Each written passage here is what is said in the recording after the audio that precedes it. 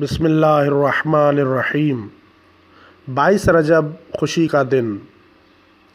شیخ مفید رحمۃ اللہ علیہ نے اپنی کتاب مسار الشیعہ میں 22 رجب کے دن کو مومنین کے لیے خوشی و مسرت کا دن قرار دیا ہے۔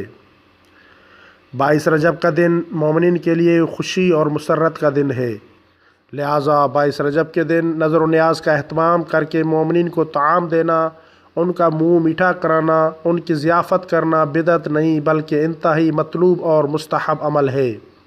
22 رجب نظر و نیاز امام جعفر صادق علیہ السلام جو کہ کنڈے کے نام سے جانی پہچانی جاتی ہے، اس نظر کو کنڈے اس لیے کہا جاتا ہے کیونکہ اس دن مٹی کے خاص قسم کے برتنوں یعنی کنڈوں میں نیاز کے طور پر کھیر یا کوئی اور میٹھی چیز بنا کر مومنین کو کھلانے کے لیے پیش کی جاتی ہے۔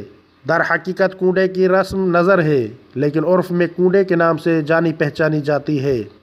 احادیث میں مومنین کو کھانا کھلانے کی بہت زیادہ تاکید کی گئی ہے، یہاں تک کہ حضرت امام جعفر صادق علیہ السلام کا ارشاد گرامی ہے، جو شخص اللہ تعالیٰ کی محبت میں کسی مومن بھائی کو کھانا کھلاتا ہے تو اس کے لیے اس شخص کے مساوی ثواب ہے جو لوگوں میں سے فیام کو کھانا کھلائے۔ راوی کہتا ہے، میں نے پوچھا، یا امام یہ فیام کیا چیز ہے؟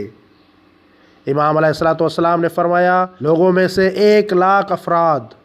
اصول کافی جلد نمبر 2۔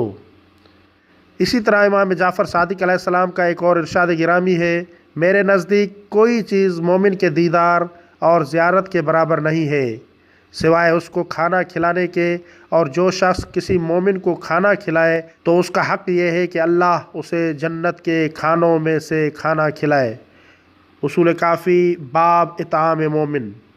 مولا امام جعفر صادق علیہ السلام مزید ارشاد فرماتے ہیں، جو 3 مومنین کو کھانا کھلائے گا تو اللہ اسے 3 بہشتوں جنت فردوس، جنت عدن اور جنت طوبہ میں کھانا کھلائے گا۔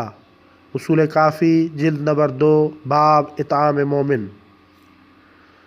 مولا صادق آل محمد علیہ السلام کا ایک اور ارشاد گرامی ہے، کائنات میں اللہ کے علاوہ کوئی بھی مخلوق اللہ کی طرف سے آخرت میں ملنے والے اس ثواب کو نہیں جانتی جو ایک مسلمان کو سیر کر کے کھانا کھلانے کا ہے۔ اصول کافی جلد نمبر 2 باب اطعام مومن۔ ان روایات سے یہ بات واضح ہو گئی کہ مومنین کو طعام دینا، کھانا کھلانا بدعت نہیں بلکہ ایک بہت اچھا اور بافضیلت عمل ہے۔ اس لیے مومنین کو چاہیے کہ زیادہ سے زیادہ دوسرے اپنے مومن بھائیوں کو کھانا کھلائیں۔ خاص طور پہ 22 رجب کے دن مومنین کو کھانا کھلانے کی بہت زیادہ فضیلت بیان ہوئی ہے۔